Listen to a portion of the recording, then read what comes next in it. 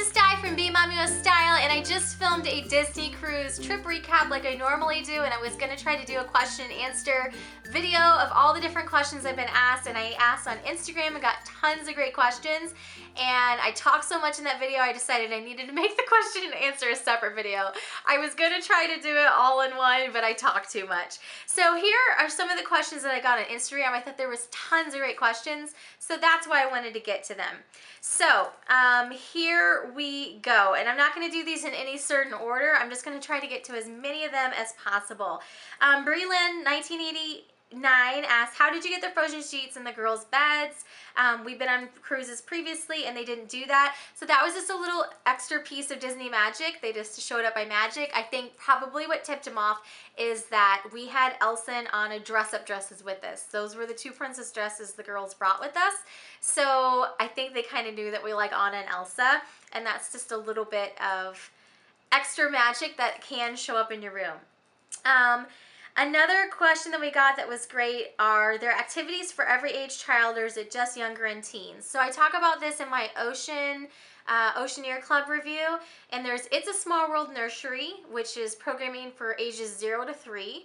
There is Oceaneer Club and Oceaneer Lab for ages 3 to 12, and then there is Edge, which is 11 to 14, and then Vibe, which is ages 14 to 17. So from ages 0 to 17, there's something for all of those. Then once you're 18, they have special adults only area. There's a special adults only Cove Cafe, a quiet pool. There's special adults only restaurants on the ship. There is a special adults only beach, Serenity Bay on Castaway Cay. So once you're 18, then there's special adults only opportunities as well. So there really literally is something special for everyone on the cruise. Another question from Bethany KO is, she said, did you feel safe in the Bahamas in the non-Disney zone?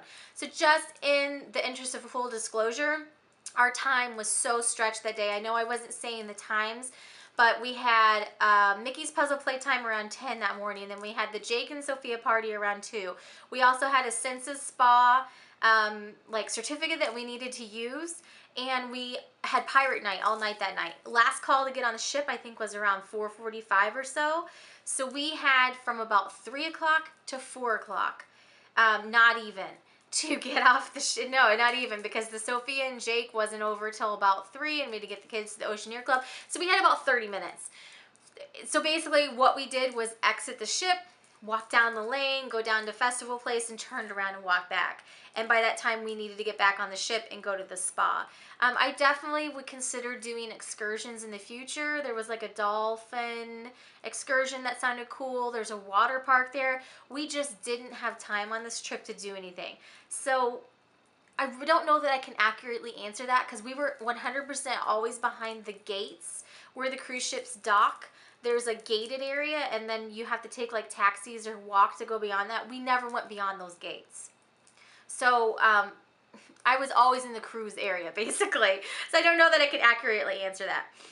Nova Mama asked, what would you do differently on your next cruise? So I've mentioned this in a couple videos, but I would definitely fly in at least a day beforehand. Stay at Walt Disney World Resort, use the transportation to go over, and then be at the ship hopefully earlier, and so we can get on the ship and use the pool. And we really did kind of almost lose a day because we got to the ship a little bit later, mid-afternoon, and then we were just trying to get our bearings the whole time, and then we were exhausted from having to get up at 3:30 a.m. in the morning to get to the airport that same day. So what I would try to do is fly at least a day previously, so that way we can get a good night's rest, be fresh and ready to go that day, and make the most of that day. Absolutely, hands down, would definitely do that.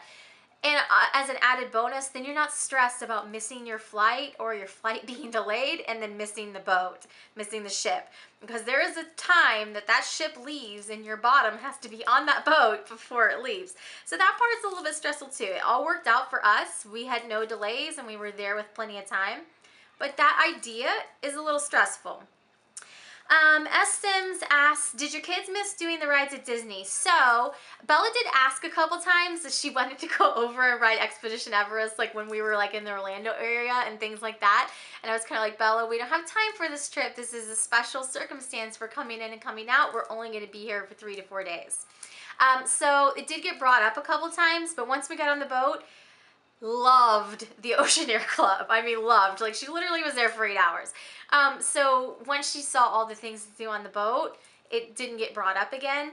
I think what I would definitely consider in the future is a land and sea vacation, because if I'm already flying down to Florida, I could definitely see myself spending a couple of days at Walt Disney World, like 1 or 2 I'm talking, and then going on a cruise. And then maybe coming back and finishing up at Walt Disney World. So I love that it's super flexible, and that's definitely on my radar for the future. I would also totally consider just going on a cruise, because as an adult, it was an amazing, relaxing vacation. And there was plenty to do for the kids. We also did not take advantage of additional rides. Like, we never went down Aqueduct. She could have done Aqueduct, and that would have been like a ride, but we didn't ever make it. Laura asked, what did you think about the length of the cruise? Was it perfect, or did it feel super short? So for us, we had so many things jam-packed. We felt like we needed another day. We felt like we needed at least one more day. I had a lot of additional things where I was meeting with different people, and I was filming one day. It was just short for a couple hours, but it does kind of go into your schedule a little bit. It takes a chunk of time out of your schedule. So we really felt like we wanted and needed one more day. That being said, I think that the 3-night, 4-day cruise is the perfect length of cruise to test it out and see if it's for you. If you've never cruised, if you're maybe a little bit unsure if someone in your party is going to have motion sickness issues, perfect time length. And part of that is because you are docked every single day, and then you just cruise at night. So most of the time we didn't even know we were moving unless we like went out on our veranda or something. So it was a really great experience to test it out. I would hope to probably go a little bit longer cruise for the future. We felt like we needed at least one more day. But that being said, I would go if that's the amount of time I had because of vacation time or just work with our schedule. I would do that amount of cruise in the future. I'm sorry with the names. Joshua Rido asked, did any of you feel seasickness? So I talked about this a little bit in our trip recap. Pirate night, we'd had a lot to eat and that sort of thing. My husband's patch started not maybe working 100%, and he did feel like a little bit. And he took a Bonine, which he was avoiding because he's lactose intolerant. The lactose did not end up bothering him, by the way, and that just kind of headed it off. So he said next time he would take Bonine. I took Bonine preventatively, and the kids took Kids Dramamine preventatively, and taking the medicine preventatively really seemed to help. So if you take it as it's prescribed on the back of the box, it says to take like so many, like every 8 hours or something like that. If you take it as it prescribes it preventatively, like before you ever feel anything, I think that that's really the key to not having any issues. So that seemed to be what worked for us. What was your favorite memory you had throughout the whole trip, and favorite restaurant to eat while on the cruise? So just 100% honest, favorite memory hands down, it's been in a couple videos, is when the kids first walk on the ship and they're just looking up and they're just circling around themselves and just taking it all in. I love those first, when they're just seeing things for the first time. It's just such a great feeling as a parent. It's just amazing. Favorite restaurant, 1000% honest, Royal Palace on our last night. We're suckers for princess theming. That's what we like. So when you walk me into a restaurant and I'm like, oh, there's Belle on the wall, and the chairs had little princess emblems on the back of them carved in the wood. There was Snow White apples and Cinderella's shoe and Belle's rose. I mean, we're just really suckers for princess theming. Even my husband, he was like, this is cool. We really like Cinderella's Royal Table. We really like Acre Haus at Epcot. So if you really like those types of restaurants, you're going to like Royal Palace. We also thought the food was really good as well. That being said, all the restaurants were great. The food was great. It changed from restaurant to restaurant. We had the really, really nice upscale dinner at Apollo, which we really, really liked. But we just were Disney people. So we love having characters immersed in our experience. We really enjoy that. That's the reason why we go to character meals so often when we're at Disney World. So if you really like characters, you're gonna love all of the different meals. Animator's Palette was really cool because it had Crush on the screen, like Turtle Talk. We unfortunately missed, I think it was Enchanted Garden. We didn't get to see that restaurant because we were at different other places that night. So that was kind of a bummer. My husband was like, I would have liked to peek in and just see what it looked like. My husband really, I'm starting to really sell him on this Disney stuff because he's into the theming as well. So we really love the theme. So Royal Palace was our favorite because of the food, but also the theming. We love the princess theming. All right, so Mama Wife Barker asked, I know you mentioned Bella was at the Oceaneer Club for 8 hours. Do they do a day camp type of thing, or is it hanging out for 8 hours? I'm curious what the Oceaneers Club is about. So hopefully you watch the Oceaneer Club review because there's tons of information in that.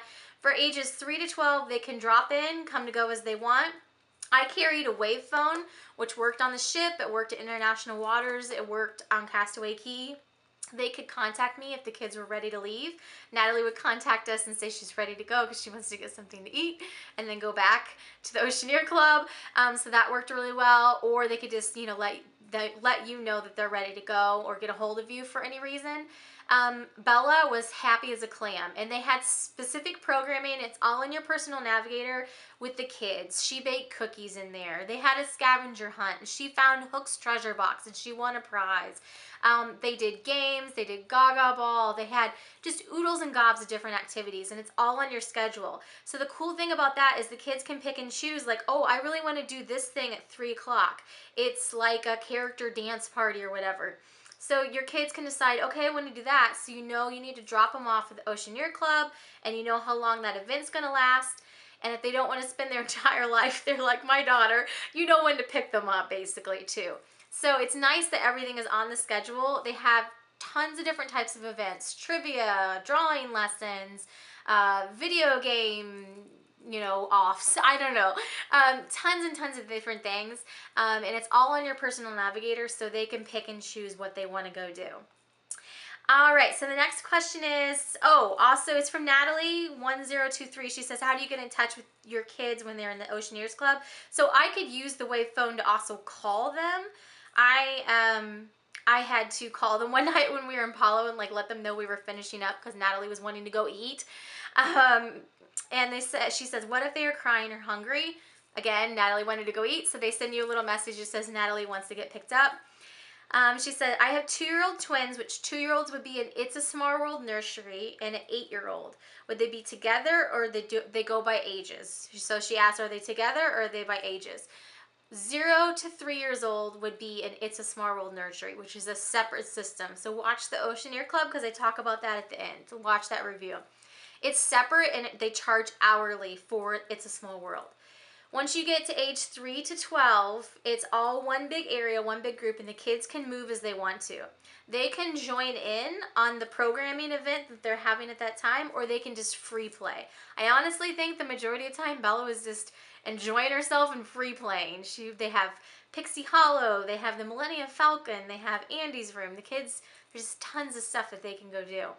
So 3 to 12 is in the Oceaneer Club and Lab, and that's included in your cruise, so there's no additional charge for that. So your twins would be in It's a Small World Nursery at the ages they're at now. 8-year-old would be with the older kids and Oceaneer Club. Marissa asks, how were the embarkation and disembarkation processes? Did they take a long time? Not really. So we got there, I want to say it was around 1 something to get on the ship on the first day. We stood in line for a little while, probably about 20-25 minutes. But there was a line of people all waiting to get on. We were all going to get on the ship at some point. And then we went through the Mickey ears, and then once you go through those Mickey ears, it's just boom, real quick. They scan your card. Once you have that Key to the World card, everything goes quick. We were waiting in line to get checked in and get our Key to the World card. Once you get that card, we just walked on, got our pictures taken, which, by the way, look at your pictures before you get off the boat, because I'm an ingrained Walt Disney World person. Even though I kind of knew this, it just slipped my mind. You have to order and look at any pictures you want to look at before you leave the boat on your last day. You cannot look at them online as of the date that I'm making this video, 2016. It just slipped my mind. I forgot to go look at our pictures. I was going to order some, and I have no clue what they look like. I don't have a clue. I don't know which ones would be good because I forgot to go look at them. And I go to pull it up online when we get back, and you can't look at them. You have to look at them on the ship. So just tip for everyone out there, if you want your pictures, do it while you're still on the ship. So anyways, back to the embarkation process, really cool. They clap when you walk on. The kids loved it. So that was, you know, pretty straightforward. Disembarking, I wasn't sure what all was going to take. We basically just, because it was later, it was like 8:30, so we'd already had a lot of people get off the ship before us because we were not morning people. We basically just walked right off the ship, walked right through customs, 5 minutes, boom, we're on the bus and waiting for the bus to fill up to go to the airport. I would say don't bank on it because it probably depends on what time you get there and whether you're waiting in line, but the disembarkation process was super quick and easy for us. It was really super quick, so I was happy with that. Tag Girl 95 asked, what time does the kids club close at night? It closed at midnight on the nights that we were on the ship. 310 Pop Tart, I like your name, asked, the cruise looks like fantastic fun, but I think the parks have more things to do. Which are your thoughts of that? Which do you prefer that you've done both?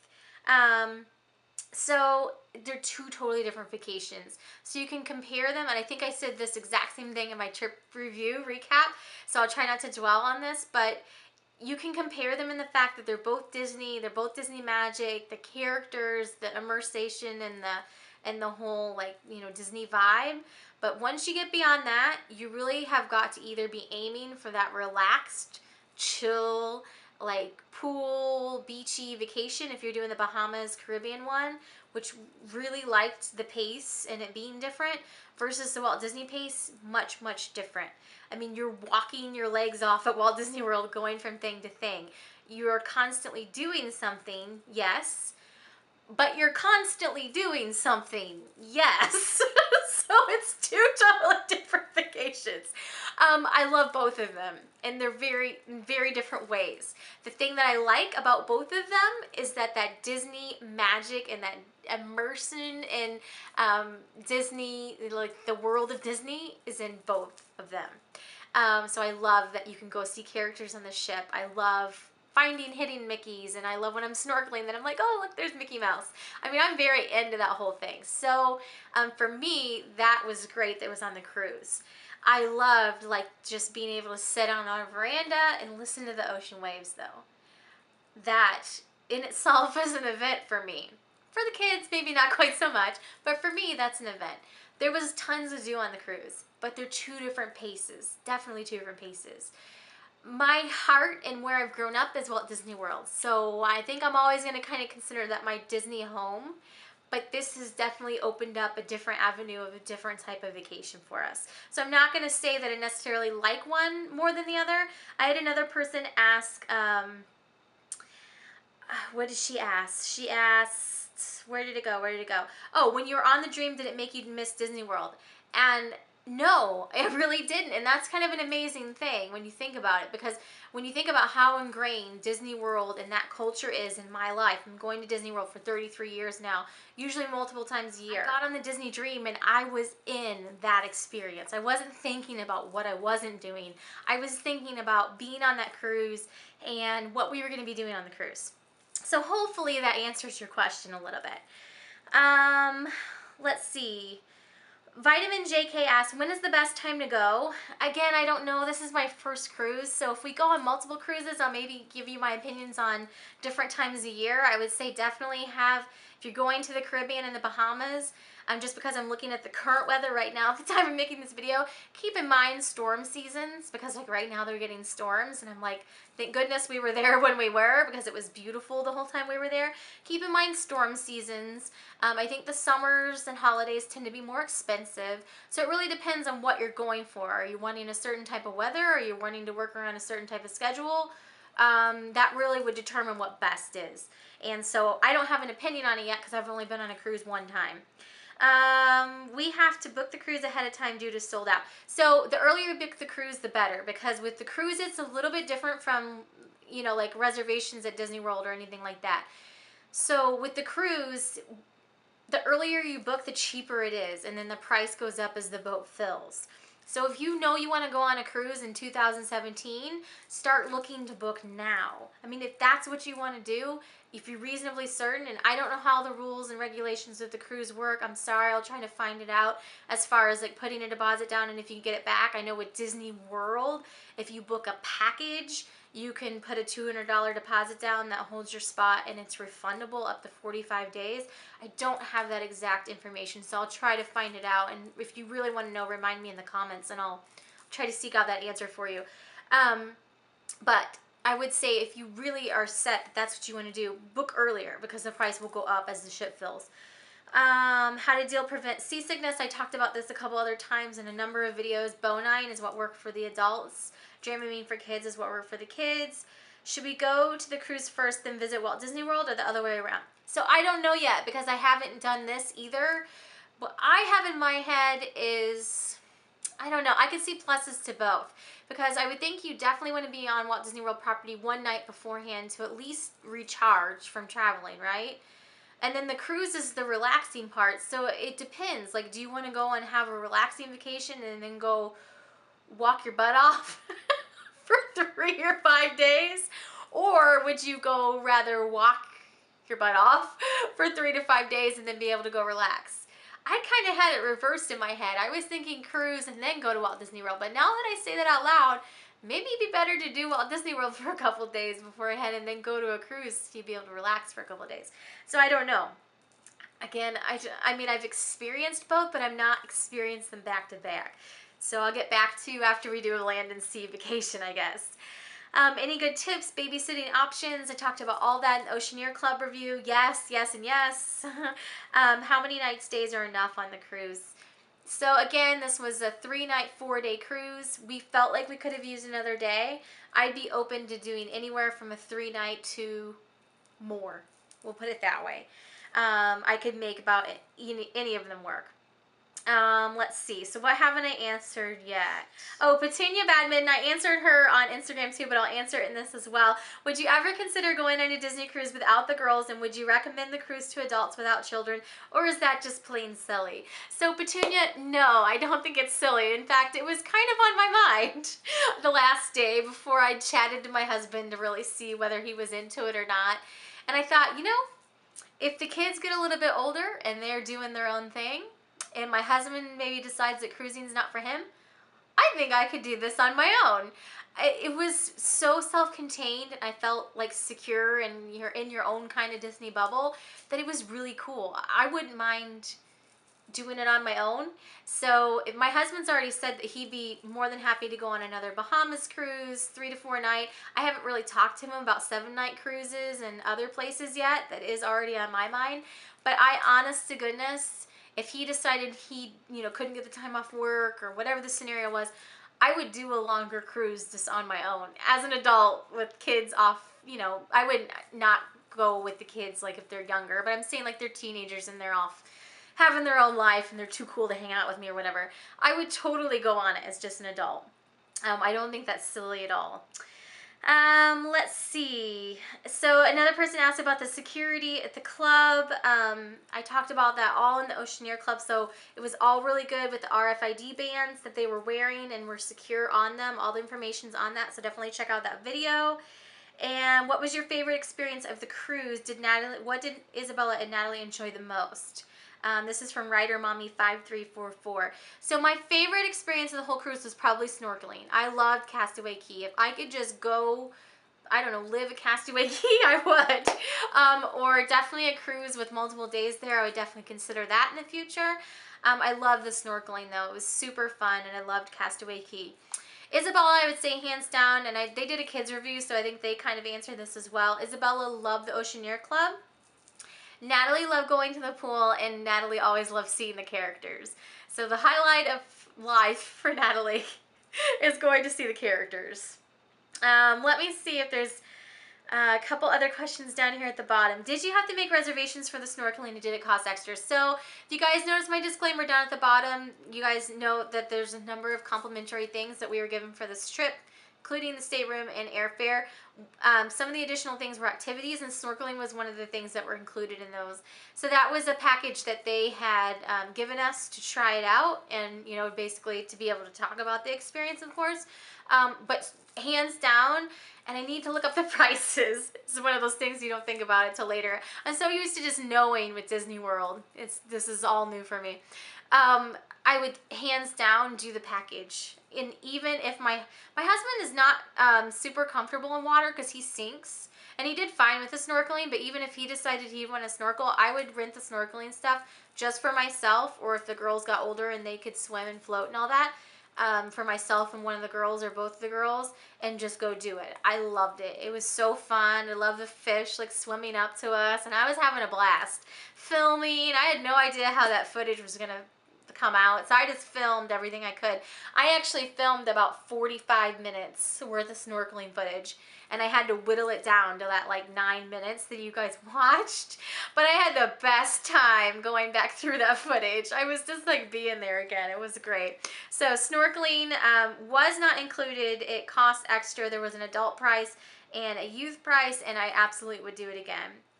All right, so last couple questions here. Barbary6 asked, one more question. Is there a fee to meet the princesses? I hear it's a ticket event, but do you need to purchase these tickets? And if so, how much? So no, first of all, there's no charge to meet the princesses. So it's kind of a similar idea to a fast pass, if you want to think about it that way, to reserving a time, but you don't have to pay for those tickets. So to see the princesses, you can reserve them online beforehand. Since we were a media group that was added in later, all of those were long gone, I'm sure, in the past. So what I did was on the first night we were there, we went up to deck 5, and there was like help desk thing there, and they got us the ticket times for us to go see Anna and Elsa and see the princesses. So the tickets basically just reserve your time like a fast pass would, that you need to go see them, and you can do it electronically online as well. And then they deliver those tickets to your stateroom. They had these little hooks outside your rooms called fish extenders, and they delivered any tickets that you had for excursions and things, or notes that they needed to give you. Those would all hang up on those hooks. And so those just basically reserve your time. They don't cost. And then Stacy K. Picks asked, did anything on Castaway Cay cost extra? The souvenirs, you saw the souvenirs there, those would be extra. The snorkeling costs extra, the excursions are extra. So if you wanted to go out on wave runners or boats or whatever, that's extra. Food was included. So like the cookies to barbecue that you saw us eating at, I just went up and grabbed food just like we did on the ship. And she said, well, is there any gift shops on the island? Yes, if you watch the Castaway Cay videos, at one point we're walking past, you know, all these gift shops with the sand buckets and t-shirts. You could buy pretty much anything. Shirts, shorts, cover-ups, swimsuits, flip-flops, you name it, you know, beach-related, you could buy it. Would you recommend the cruise for adults who love Disney? Yes, I would. If there was a way that I could not have mom guilt and just go on a Disney cruise on my own, I would. But honestly, truly, I mean, it was really nice because the kids, for the most part, went off to the Oceaneer Club. And it was really like having an adults-only vacation. I'm telling you guys, this is the game changer. All right, so those are question to answer from Instagram. Hopefully I got to most of you guys' questions, and sorry if I didn't. Let me know if you have any other questions down below. But it was a really great trip, a really neat experience, definitely different than anything that we've done recently, but we really all loved it and enjoyed it. And you will see us cruise at some point again in the future. So that is it for today. Thanks so much for watching, and have a great day.